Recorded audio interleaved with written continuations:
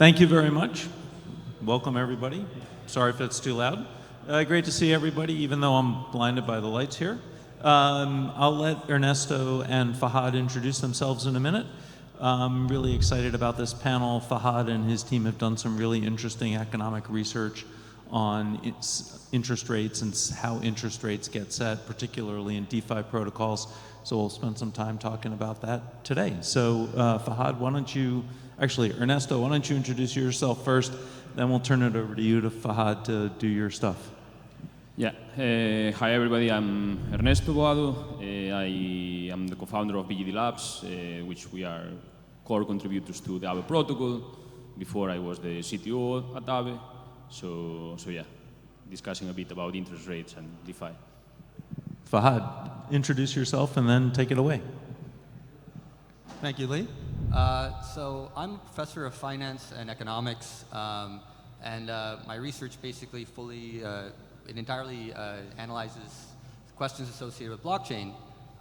And one of the questions that I became interested in recently is about how some of these lending platforms on blockchain operate.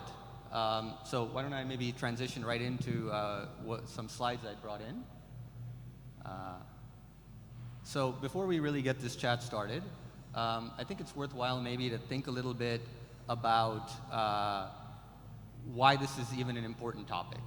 And so this first slide here, I think really highlights why it is, which is what I've done here is I've taken a screenshot from the website of one of the largest banks in the United States, and I'm showing you here the options for their customers for deposit accounts. And so even at the highest tier level, the Platinum Honors tier, these deposit accounts are currently offering 0.04% yield. This is an environment of high inflation, of high interest rates. Government yields on the front end are over 4% now. And so these banks are taking the money, and they're making a decent amount of money, and they're passing through a rounding error. That's a problem, and lending platforms are a potential solution, right? So now when you think about how you solve a particular problem, you need to understand what's actually driving the problem, right? So why is it in the first place that banks can take capital, earn a lot on it, and not pass through a whole lot to their customers? Well, this is actually very well understood, which is the banking sector is not competitive. There are only so many of the big banks, and as long as they all keep rates low, they're able to actually continue to get this capital. So what you really need then to solve this problem is a situation where you can make the banking sector more competitive. You can allow entry into this sector, which would on the one hand force these banks maybe to be a little more competitive on the rates that they're providing, because they can certainly afford to pay more than 4 basis points. But on the other hand, you also need commitment, because you don't want a new entity to come in and become the next big bank. And so that's exactly where lending platforms on blockchain come in. Because ultimately the blockchain itself, say Avalanche, any permissionless blockchain that allows for smart contracts, it reduces the cost of actually entering the sector. It is much cheaper for you to deploy some source code to implement a lending platform than it is for you to build a brick and mortar bank, right? So it allows for competition to increase, but more than that, it also allows for commitment. If you're worried about, for example, that fine, some new decentralized application like Aave or Compound will step into the space, but then eventually when they get too big, they're going to behave like Bank of America. Well, in principle, they can at least start to commit to not do that through the smart contract code itself, right? And so here you see actually a screenshot from Aave, specifically for USDC, where they're offering significantly more, right, than what that bank I was showing you on the previous slide was offering, right? 2%. But the truth of the matter is, 2% still maybe in this environment isn't really all that high, right? When the government yields on the front end are north of 4%, maybe 2% really isn't enough. And so you got to think, well, the ingredients here are there, to sort of solve the problem, but maybe the solution isn't entirely here yet. And actually, one of the things I'd like to get out of this conversation is to think a little bit more about how you move the ball even further. Because I would say this is definitely movement from 4 basis points to 200, but it's not quite all the way there. And again, I think if you're going to think about that, you need to first understand why it's not fully there. And so we don't have to get too deep into the details of lending platforms to sort of start to understand what's amiss, which is that essentially what these platforms are doing is they are passing through the earnings that they're making on the capital, but they are restricted to the extent that some of their capital is not actually being lent out, right? So if only, say, half of my funds in USDC that are deposited at the platform are being lent out, and they're being, let's say, lent out at 4%, you can't pay 4% to the people who are depositing because only half of it's been lent out, right? So I have one equation on this slide, and I promise I have only one equation on all of my slides here collectively. So this is a focal one, and it highlights the deposit rate is necessarily going to be bounded above, not just by the borrower rate, but the borrower rate multiplied by the extent to which these funds are actually lent out. So you can set the borrower rates as high as you like, but if the utilization is 0, you're not going to have a very high deposit rate. So the idea that you say, look, let's just pass through a lot, well, 90% of nothing is nothing. You got to make sure that you're actually able to get a lot of lending happening, and that means that you got to think very carefully about the rates that you're charging borrowers, because if you charge a rate that's too high, then you won't actually elicit very much borrowing, and then the deposit rates won't be high. Whereas if you charge something that's too low, then the deposit rates won't be very high because you're not charging very much in the first place, right? So that's kind of the fundamental problem. And to be clear, this is not just a theoretical problem. This is a practical problem that is a problem for these lending platforms in existence right now. So here I have a slide where I'm showing you a screenshot from Ava's website, showing you the same market, that's the USDC market.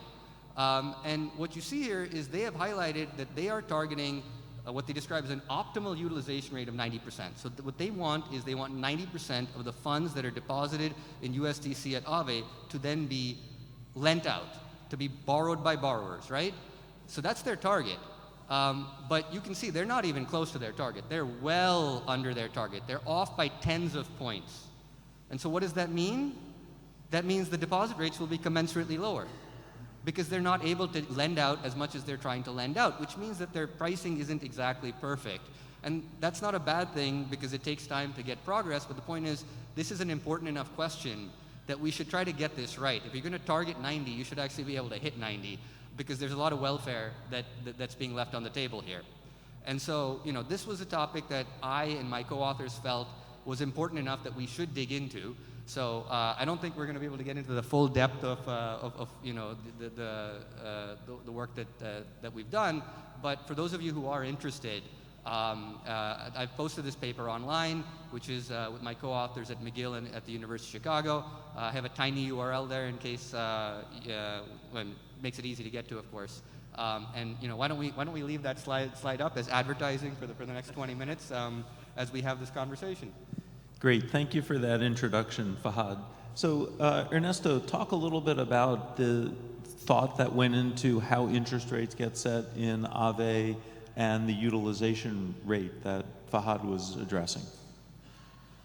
Yeah, I mean, what Fahad commented is actually quite accurate. Like the interest rate strategy, of protocols, DeFi protocols like Ava, yeah, when you look at the numbers or when you look at things like the current status in terms of utilization rate compared with the optimal point and the deviation between those two, it seems that it's not optimal. And I agree that it's not completely optimal, but yeah, as you mentioned, there was and there is still some limitations, which well, there is of multiple nature, these limitations, but for example, back in the days, and even nowadays, some models are coming back to P2P lending. This was the initial first attempt on DeFi when there was not even the word DeFi. And it seems that it's the most straightforward, right? You have certain capital that people makes available to lend out. You have certain borrowers, both of them choose a rate that works for both of them, and that's it, it's optimal. If somebody pays a 5% in one side, that 5% is received by the lender on the other side. What we discover in the practice by building a platform like that is that the market was so small and is still so small that this model doesn't really scale, because like details like information of what is the fair rate is extremely difficult to model, like in DeFi, because it's not as simple as you have like a central entity, let's say, like in US or UK or a Central European bank that kind of defines like a good, precise like rate of lending out money. Now here, like the collateral assets are extremely volatile. The market cap of those assets is extremely small compared with traditional assets. So when you try to define what is the real price to borrow against them, things become really messy, let's say. So that is just an example of how the definition of this rate in a specific manner is pretty complicated. And like it appeared this kind of innovation in the field that was, okay, let's make a proxy on this and let's take an idea that is extremely general, like offer and demand, model it in a smart contract, and let the market and the users kind of define of what is offer demand, and then you just have a simple equation that even if it's not perfect, you configure it with certain heuristics, like of what you think is correct. So imagine if you have a stablecoin asset, you know that it will not be used so much as collateral, it will be more for lending, so you know that you can optimize the curve to be on high utilization. While if you have a collateral asset that is not so much to borrow out, but more to borrow something else against, you can assume that the utilization can be quite low, because that way you can have capital to liquidate and so on. So these practical limitations of P2P lending was what led to this pool model, which even if it's not perfect and is pretty difficult to make it perfect, is, I think, like way more scalable, and well, the numbers, I think, say it in DeFi. So one of the interesting things to me, particularly in light of some of the banking issues that we've seen in the US and elsewhere lately, is the maturity mismatch. And in a lending protocol like Aave, there's not really a maturity mismatch, right? If I am borrowing, I borrow at one rate, but that rate fluctuates over the course of time. If I'm lending, again, the same thing, I receive interest, but that rate fluctuates over time. Fahad, does that make a difference in your analysis? Well, just one thought is that Aave does have sort of stable rate loans, so they themselves are also trying to take care of that. And by the way, to be clear, I think this is all in the right direction. I'm not suggesting that this is easy to do. It's very impressive, I think, what Aave has been able to do. And my perspective is more about moving the ball further. But it is extremely impressive. And so kind of coming to the sort of the broader point maybe about sort of the direction forward, I think it's worthwhile also to sort of appreciate a little bit some of the difficulties that Ernesto was alluding to, right? One particular thing that's important to understand here is that you want interest rates to move with respect to market conditions. You don't want to just fix it like hard code 4% because you think that's the right number right now.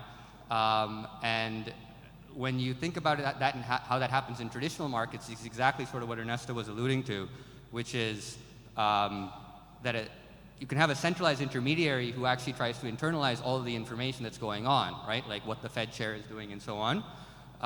And Aave can't really do that precisely because it is decentralized. And that's sort of the limitation that they're facing, which is they're not able to exactly feed in all the information that you would want for pricing. They're not able to use that even to get the full menu of assets that they could otherwise access, as you're alluding to. But there are some legitimate limitations here that have sort of led to a place where I think, again, we've moved the ball quite a bit from what the traditional banking sector is doing, but there's still room to run. And so to me, actually, the interesting conversation then is, what is the way to adapt the current pricing structure? Because to allude to, again, something that Ernesto sort of briefly referenced, is when you say that, okay, we need interest rates to respond to market conditions, then that still has to happen on the blockchain, and the way they proxy this is that utilization rate. They make it adjust with the utilization rate precisely because it is the proxy for what is going on in the real world. They can't directly access what's going on in terms of Fed policy, but they can see how it's reflected through something like that. But then that's again something, if you always want utilizations high, then having it be a function directly of the utilization rate becomes a problem because you can have utilizations very low. So I know I got a little away from your actual question, but I think the direction to me that's really interesting is precisely figuring out how you incorporate market information conditional on the fact that the blockchain can't access information the way centralized intermediaries do, because it's important to keep it decentralized because that's precisely what's allowing, for example, the commitment to the policy in the first place. No, I actually think it didn't get that far away from my question because, right, my question is about how to process all that information and what that, whether that would be useful as part of the interest rate setting mechanism. When we see what happened at all of these banks, they're supposedly experts, right? They are the central counterparty that you're talking about that has the most access to the information, and yet they did a very bad job of balancing their loan books. I think like I will add something else that is on, let's say, traditional finance, like with a particular aspect, like the maturity and problems that derive from maturity, something that sometimes people forget about DeFi, especially when looking at platforms like Aave or Uniswap. You look at the numbers, and you see certain billions of value locked, or like certain billions and billions of volume, and you think that they are big, these applications. And okay, compared with others of the ecosystem, they are big, but they are incredibly small compared with traditional finance. And the years of we are talking that Aave is like 3 years old, and we think that it was there almost forever, But for example, when there is problems in traditional finance with aspects like that maybe bonds are mispriced, or because of maturity or whatever, there is a lot of layers and mechanisms behind the scenes that will help to kind of solve this situation unless the situation is extremely bad. In the case of Aave, these mechanisms are not built yet. So it's so basic, like the implementation based on offer demand, that if you try to be extremely optimal on, for example, defining the utilization, the interest rate based on utilization, there is when you find problems of, okay, what happens if there is no liquidity available, and there is a huge spike in demand in some niche market, and people want to withdraw liquidity. That can create kind of nasty situations. Transparent, because everything's in the blockchain, but it's not even easy to predict. So we kind of sacrifice optimality to take into account these unknown unknowns, and we could call them so. Yeah, I think that is the right approach.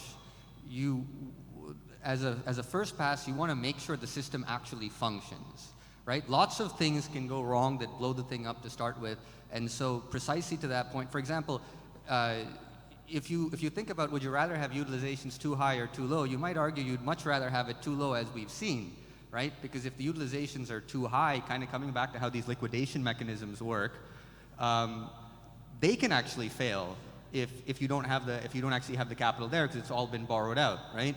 So I think the initial approach is exactly correct, which is you want the thing to function. But now that it's up and running, now that it is functioning, you want to start thinking about, well, how can we sort of adjust some of those issues? So to take an example from maybe Compound, they're on version 3, and one of the things they did recently is that the collateral assets cannot be borrowed out, right? And it's exactly to control for this issue that if the collateral asset can't be borrowed out, then it's not going to interfere with the liquidation mechanism. And so that is, I fully agree. I think that is the approach that sort of should be taken. And but one of the points that, that actually came out of the analysis that we had is that maybe, for example, when you think about utilization rates and targeting the interest rate from that, you want to think about it in a more dynamic sense than the current static sense that we have, which is to say, when utilization rates, for example, are above the target that you're at, that tells you which way you want to adjust interest rates in some sense. If utilization rates are too high, you're trying to lower them, so you should be increasing the borrow rate. Whereas if utilizations are too low, you want to go the other way. And in fact, we have analogies in the world of blockchain for these sorts of things. If you think about things like, for example, how block times on Bitcoin happen, they're based on adjustments from what we currently see. And the current lending protocols actually sort of set the interest rate structure statically based on utilization rates, rather than sort of thinking about in a more dynamic fashion as I'm describing. So I think there's certainly sort of directions in that way that these things can be improved upon, but again, that's a lot that they've done in just a few years. So what about the role for oracles to bring more information to the lending protocol? Is that something that's realistic? Can oracles function quickly enough to bring useful information to the lending protocol? Yeah, I mean, obviously, like this, particularly the model of interest rate, is something that didn't really change. We are in Ava version 3, and didn't really change since version 1. Like, yeah, of course, like some technical details changed, but like the underlying idea is kind of exactly the same. And one of the reasons is that, well, with any new application, like you try to optimize with whatever like that gives value, and that it doesn't imply a lot of operational overhead. So like when you look back in time, like even 2 years, like liquidity was completely on Ethereum, and Ethereum is a pretty expensive environment. So when you think about including a lot of external information via any kind of oracle, then you need to put that cost of including that information somehow, or to the system itself, in this case Aave, or to the users of that system, which, well, when markets are so small, it can create a big difference, like in terms of competition, in terms of user experience, like a lot of things. Nowadays, like, or maybe even since one year or so, like we see it like with technology like Avalanche or Subnets, now is when it starts to appear like a lot of experimentation in that direction of like introducing more sophisticated data, introducing more dynamic systems that require certain type of input from the outside. So, I mean, definitely it's something that is gonna change in the future.